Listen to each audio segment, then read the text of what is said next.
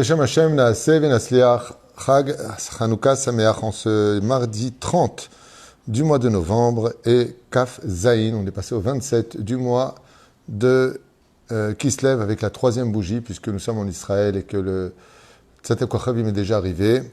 On aura un shiur aujourd'hui acheté Be'ezrat Hashem Yitbarach.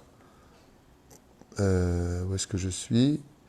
Pour ce soir, donc, cours acheté par Elsa pour son mari Yossi Gabriel Ben Lilian Alia.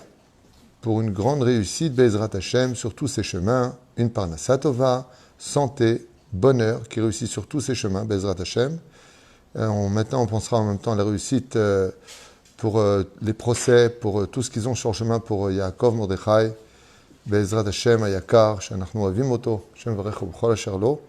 Une grande, Be'ezrat Hashem, une grande réussite sur tous ces chemins. Yossi Gabriel Ben Lilian Alia pour une grande réussite, surtout Be'ezrat Hashem, spirituellement et matériellement, avec l'aide d'Hashem. En même temps, on pensera à la réussite de tous ceux qui nous soutiennent, tous les enfants d'Israël, partout où vous vous trouvez. Une grande hatzlacha sur tous vos chemins, beaucoup de lumière, beaucoup de vie et beaucoup d'espoir. Be'ezrat Hashem avec une Géoula pratit avec Klalit. Je pense que la plus grande bracha de nos jours, c'est une Géoula pratit et Klalit. Une Géoula pour chacun de nous à l'échelle individuelle et la Géoula générale pour Be'ezrat Hashem, chacun de nous. Le sujet qu'on va développer ce soir, et avec votre permission, j'aimerais aussi dédier ce shiur pour tous les malades d'Israël, Bichlalam, le Rav David Nakash de Natania, qu'on aime très fort, Tzadik, Shoavim Oto Meod, que les mérites de notre Torah, Tagen Bado Bechol Asherlo, Be'ezrat Hashem, et tous les malades d'Israël. Mais on commence tout de suite, parce qu'après j'ai tout de suite une choupa à aller faire si Dieu veut, donc on ne s'attarde pas. Les Nushmat, Kol Mete Israël, bien sûr, Georges Ben Simcha Alice. Vous savez que il y a des fêtes qui sont symbolisées par l'humilité, comme par exemple la matzah. La matzah, elle est fine, elle est humble, et elle représente l'humilité. Et on la mange dans la maison, dans l'intériorité. Il y a des mitzvot qui, elles, par contre, représentent l'orgueil du judaïsme. C'est-à-dire, l'orgueil est péjoratif, on va dire la fierté du judaïsme, le fait de ne pas s'en cacher.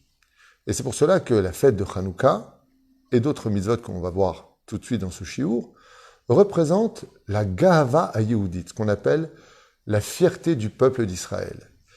C'est pour cela que quand on lit ce que nos Chachamim nous ont compilé dans Alanissim Valapurkan, dans le Nusach, dans la prière que nous récitons aussi bien dans la Mida que dans le Birkat Hamazon, nous nous vantons de dire Dieu nous a mis dans les mains des héros, dans les mains de personnes plutôt faibles, dans des Rechaïm, dans les mains des Tzadikim, et ainsi de suite, une liste comme ça qui nous est donnée, Zedim Beyad Osketoratecha. En d'autres termes, on vient dire avec fierté, regarde, on était si peu, on les a tous vaincus, on était complètement perdus et on a retrouvé de la lumière sur notre chemin. Ils pensaient avoir rendu toutes les huiles impures, mais on en a trouvé une qui restait pure. En d'autres termes, on vient un petit peu se vanter de notre situation dans la fête de Hanouka. Aujourd'hui, à la Knesset, quand il y a eu le Kam Hamedina, le premier symbole qui a été choisi contre toute attente n'a pas été la Magen David, mais la Menorah. La Menorah se trouve à la Knesset, elle est même le symbole de la Knesset, elle est le symbole du peuple d'Israël dans toute sa splendeur. Il arrive même des fois qu'on puisse trouver chez des gens assimilés et loin du judaïsme, souvent une Menorah ou une Chanoukia qui gèrent leur maison. Alors, j'aimerais, Be'ezrat Hashem, parler de ces deux mitzvot que l'on connaît tous, qui sont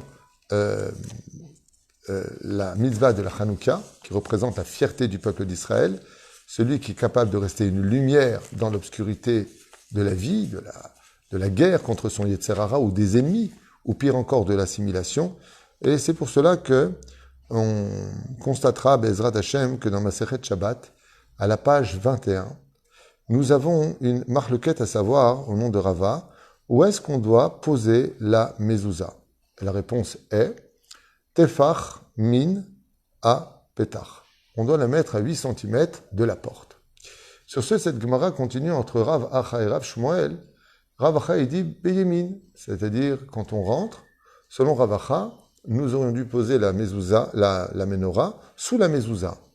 Et Rav Shmuel, il dit non, Betzat Smol, en face de la mezouza.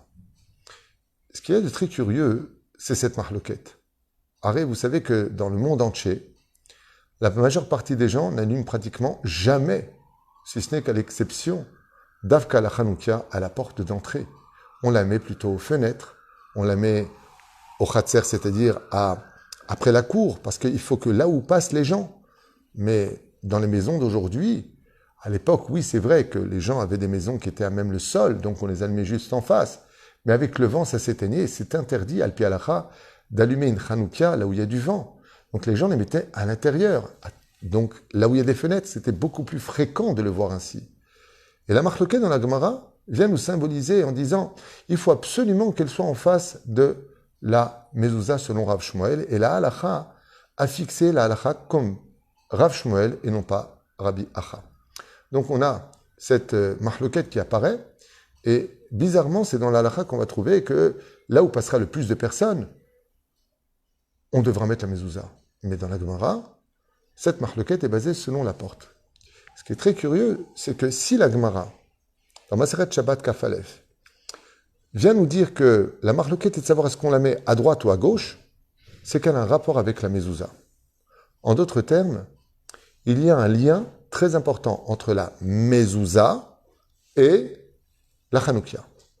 Et pour comprendre cette symbolique de la fierté du peuple d'Israël, il y a une chose qui saute aux yeux. La première, c'est que la majeure partie de toutes nos mitzvot se passe dans l'intériorité. Quand on met les tefilines, on est à la synagogue. Quand on fait Shavuot, Pesach ou Sukkot, on est ou à la maison pendant la veillée, à la synagogue. Mais il y a deux mitzvot qui sont vers l'extérieur, qui représentent la lumière de l'extériorité. Et pour illustrer ça, on va prendre une Gemara de Masechet Avodazara, Bedaf Yud Aleph, qui dit comme ça. Vous savez qu'Ankelos, Alav Shalom, était le neveu d'Adrianus, c'était le neveu d'Adrien. Et c'était un homme d'une très, très, très, très grande intelligence qui était à la recherche de la plus merveilleuse des choses, la vérité. Ankelos était un tzaddik, sans le savoir, non juif, romain, de la descendance de Esav, Mamash, neveu d'Adrianus, Kessar Romi, neveu d'Adrien, empereur de Rome, qui a tué des milliers, voire des centaines de milliers, il y en a qui disent des millions de juifs pendant la prise de Bétar, et il annonça à son oncle qu'il avait envie d'apprendre une science, et donc il avait besoin de voyager. Voilà que le temps passe, et Ankelos revient à Rome, et là, de façon soudaine, Adrien, empereur de Rome, apprend que son neveu se serait converti au judaïsme. Choqué, il lui adresse un courrier, il lui envoie « Je suis parti pour chercher la vérité dans le monde, et je l'ai trouvée.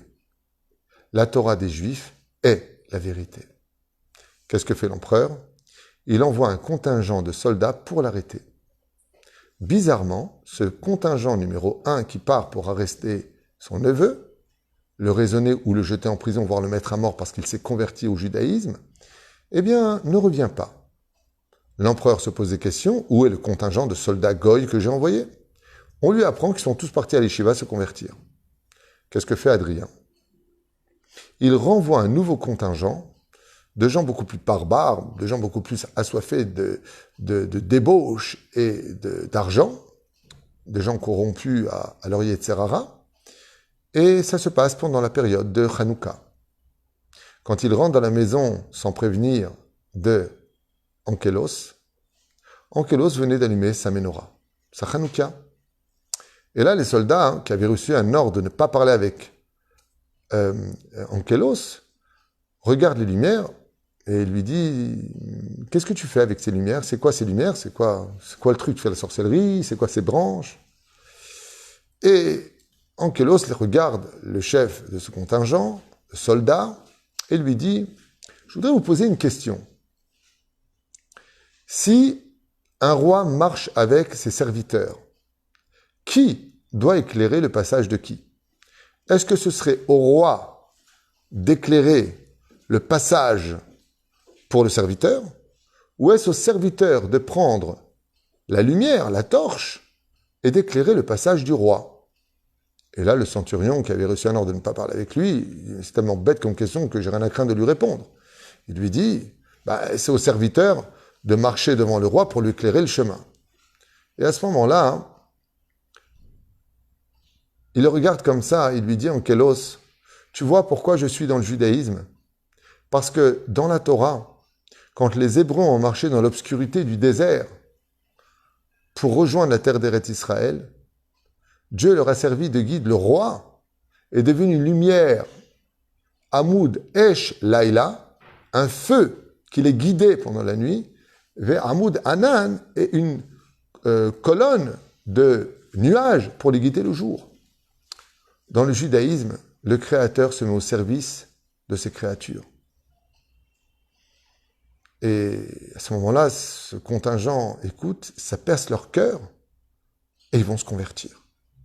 Adrien en a un petit peu ras-le-bol et il renvoie un dernier contingent, espérant que cette fois ça va le faire. Il ordonne à tous les soldats d'aller chercher cet homme sans parler, ne pas lui parler, pensant que c'était un grand démagogue et qu'il arrivait à embrouiller les têtes. Le contingent arrive, ouvre la porte et sans parler, attache les mains de Onkelos pour l'emmener devant le roi. Et sur la route, il s'arrête un court moment et devant la maison d'un juif où était placée une mezouza, il regarde du côté de la mezouza et vient pour l'embrasser de loin. À ce moment-là, le capitaine des soldats le regarde en lui disant « C'est quoi ça ?» Il veut savoir. Il lui dit ça. C'est une question que j'ai à vous poser. Il dit, on t'écoute. Il dit, entre un roi et un serviteur, qui doit être celui qui garde dehors? Le serviteur qui garde son roi ou le roi qui sort dehors pour garder son serviteur? Tout le contingent a été explosé de rire. Ils lui ont dit, mais c'est le roi qui est à l'intérieur et les serviteurs qui sont dehors. Il dit, c'est pour ça que je me suis converti au judaïsme. Dans la Torah, la mezouza qui représente Shin Dalet Yud, Shaddai, Shomer Daltot Israël. C'est le roi des rois qui est dehors, qui garde le juif, et le juif qui est le serviteur, qui vit comme un roi. En étant dans le judaïsme, nous sommes des rois, car c'est notre Créateur qui veille sur nous. C'est lui qui nous aide, c'est lui qui nous soigne, c'est lui qui nous apporte à manger. Et ce contingent s'est totalement converti au judaïsme, une fois de plus, pour devenir les élèves de Onkelos. L'empereur a laissé tomber. Mais qu'est-ce que ça vient nous enseigner? Pourquoi ça a marché? Est-ce que si aujourd'hui je prendrais un non-juif à l'extérieur et je lui dirais, tu sais, quand on était dans le désert, c'est Dieu qui nous a guidés. Tu sais, on allume une menorah, tu sais que nous avons une mezouza qui est à l'extérieur.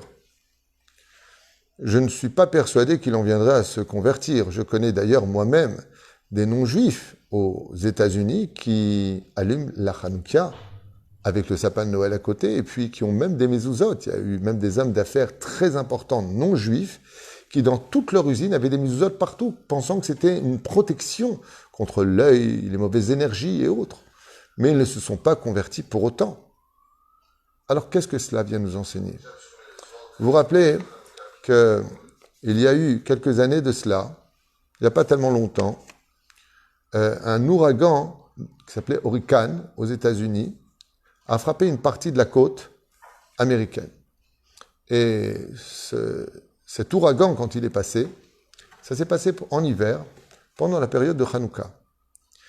Et cet ouragan est arrivé dans la ville, ou dans un quartier assez nombreux, je ne me rappelle pas du nom, vivaient beaucoup de Juifs, qui bien entendu avaient allumé, je crois que c'était le 6e ou 7e jour de Hanouka, peut-être le 8e, mais toutes les maisons juives étaient éclairée de la lumière de la Hanouka.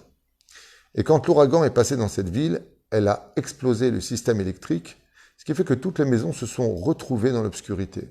Toutes les maisons, oui, sauf celles des Juifs. Et les Juifs sont restés dans la lumière. Comme ça s'est passé à l'époque de la 10e plaie, il y avait, dans la 9e plaie, la plaie du Rocher, il y avait de la lumière dans toutes les demeures juives. Et on raconte, par témoignage, que les non-juifs regardaient les maisons des juifs et qu'ils y voyaient de la lumière. Et chacun pouvait dire, regarde, il y a un juif qui habite là. Ah, tu savais que c'est un juif, celui qui est en face? C'est-à-dire que quand on passe devant une maison et qu'on voit une mezouza, on dit là, c'est un juif qui vit. On reconnaît l'identité de notre peuple par ces deux mitzvot extérieures, la Hanouka et la mezouza. Quand on les voit ensemble, d'où la marloquette, où est-ce qu'on met la mezouza? Pourquoi une telle marloquette alors que très peu de gens en réalité dans la vie réelle la mettent en face de la mezouza, si ce n'est que par rapport au passage, où vraiment ce serait correspondant, parce qu'il habite trop haut, peu importe. Mais c'est pour nous enseigner que ce sont les deux mitzvot symboliques de l'orgueil du peuple d'Israël. Et Ankelos, il a réussi à persuader des contingents de non-juifs. Ce n'est pas dans le contenu à proprement dit de ces arguments qui ont changé l'opinion des non-juifs qui ont fait le pas de respecter les 613 mitzvot de la Torah, mais la certitude et la fierté avec laquelle il s'est s'adressé à eux, la sincérité de ses mots, la vérité était tellement palpable dans sa parole qu'ils ont compris qu'il disait des vérités. Et ils sont partis se convertir. Ils sont partis parce qu'il a présenté la carte d'identité de la fierté du peuple d'Israël, le candélabre, la menorah, ou aujourd'hui la Hanouka, pour le miracle des 8 jours, et la mezouza, que chaque juif embrasse quand il sort de sa maison et quand il retourne dans sa maison. C'est un symbole qui nous accompagne sur tous les chemins de notre vie. Et au sage de nous dire quelque chose de nifla, quand un juif, vous le savez, on en a souvent parlé, quand il rentre chez lui, qu'à sa droite, il a la mezouza. À sa gauche, il a la Hanouka. Sur lui, il a les tzitzit. Les initiales de tzitzit, ça dit, mezouza même, Hanouka chet, forment les lettres du mot tzemach. Tzemach, ça veut dire la plante, celle qui grandit. Quand on passe avec ces 3 mitzvot, chut ameshulash, lo bimhera inatek. 3 mitzvot réalisés ensemble en même temps quand tu les vis, c'est un srout qui ne se défait jamais. C'est un mérite qui apporte la Géoula. Et c'est pour cela qu'avant d'attendre le Mashiach, on dit « Et semach David avdecha ». Quand est-ce que viendra le Mashiach? Un des noms secrets du Mashiach, c'est Tsemach. Et c'est pour cela que pour finir, quand on l'avait déjà dit dans un shiur à propos des Sigulot de Hanouka, quand on voit les initiales de Mezouza, Yamin, Hanouka, Smol, donc cette fameuse masloquette qui va selon Rav Shmuel, la mezouza est à droite et la Hanouka est à gauche quand on rentre, eh bien, si je regarde les initiales, mezouza, ça commence par la lettre même. Yamin est à droite, Yud. Hanouka chet, Smol, Shin est à gauche. C'est les lettres du mot Mashiach. Comme l'enseigne le Rav Yonah Metzger, Bezrat Hashem Yitbarach, que Dieu lui donne une longue vie. Ainsi est notre judaïsme. Les deux symboles qui représentent la fierté de notre peuple, qui éclairent notre peuple et qui nous montrent combien Dieu est tellement proche de nous et que c'est lui qui se met à notre service. C'est lui qui nous garde comme un père qui protège ses enfants ou comme un aigle qui couvre avec ses ailes ou qui place ses oisillons au-dessus de son dos pour les protéger des flèches, des chasseurs. Ainsi, le Créateur du monde nous protège de toutes choses par la fierté de notre judaïsme qui se vit à l'extérieur. Et cela comporte un message universel pour toutes les générations. Les gens qui se sont le plus assimilés sont ceux qui ont perdu la fierté de leur judaïsme. Vivons comme des juifs à la maison, mais à l'extérieur, comme des goïms. Viennent ces 2 mitzvot et lui rappeler que Dieu ne vit pas que dans ta maison, qu'il te protège aussi à l'extérieur, que Dieu est avec toi au travail, que Dieu est avec toi quand tu es sur la route, que Dieu est avec toi sur tous tes chemins. Mais pour cela, n'oublie jamais combien tu te dois d'être non seulement fier d'être juif, mais surtout fier de tes mitzvot, à l'image de la mezouza et de la Hanouka. Chag Sameach Kulanu Bezrat Hashem, beaucoup de lumière sur tous nos chemins, comme on l'a dit tout à l'heure. Kol Tuv.